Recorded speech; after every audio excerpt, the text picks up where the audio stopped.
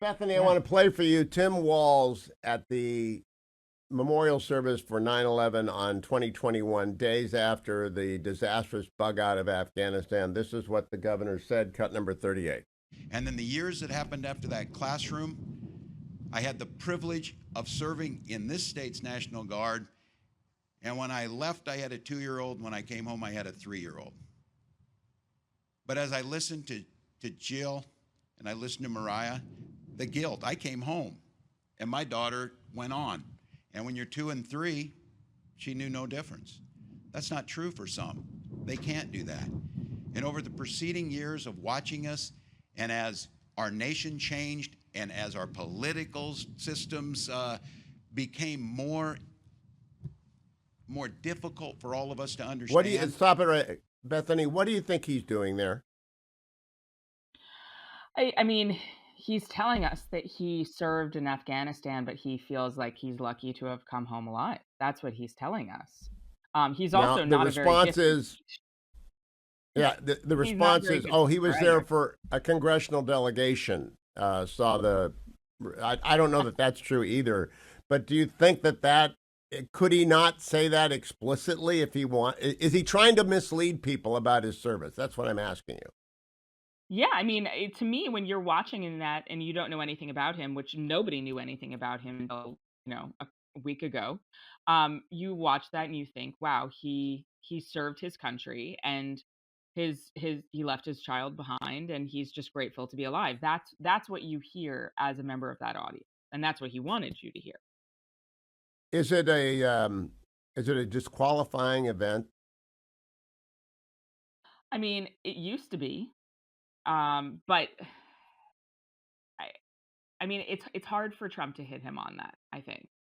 Well, I don't think Trump But should say a word. I haven't said a word. I'm a civilian. I haven't said a word about this until we actually had audio visual of him saying something that could easily be interpreted as stolen valor, and their explanation is, oh no, he was referring to his Codell. And it's like the seventh one of these things where he leaves a misimpression. Yeah. Yeah, which I think he wanted to do. I mean, I think that we live in a different country. Stolen valor used to be a big deal. A DUI used to be a big deal. It doesn't seem like anything, and all of Trump's opponents keep on yelling about, oh, the standards and all of these things that disappeared under Trump. Well, they disappeared for Democrats too. All of the things that used to be, no-go territory, like stolen valor, I think are now, begrudgingly accepted. I don't think this All is right, going to how hit him big of an hard. issue is it an issue in the average voter's mind that Kamala Harris has not given a press conference or an interview since she succeeded to the nomination 22 days ago? I don't think anyone has noticed. And you can see the poll numbers. They're rising exponentially. I don't think most people pay attention. I think come October, November, if this is still the situation, people might wonder.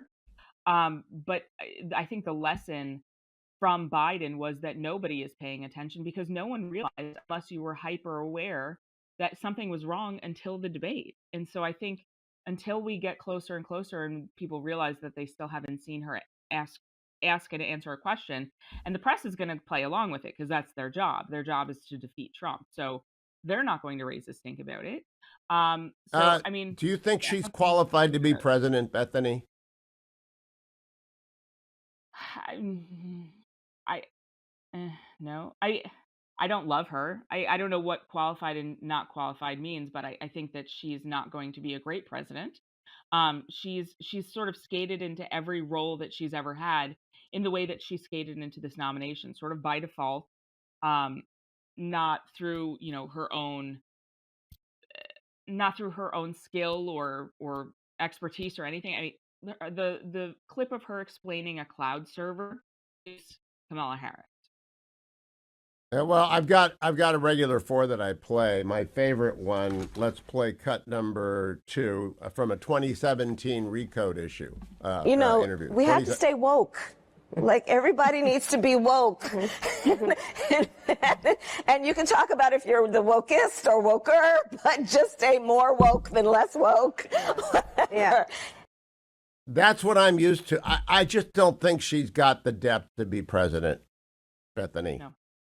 No, it's true, and as the mother of daughters who, like, I would love for them to want a woman president.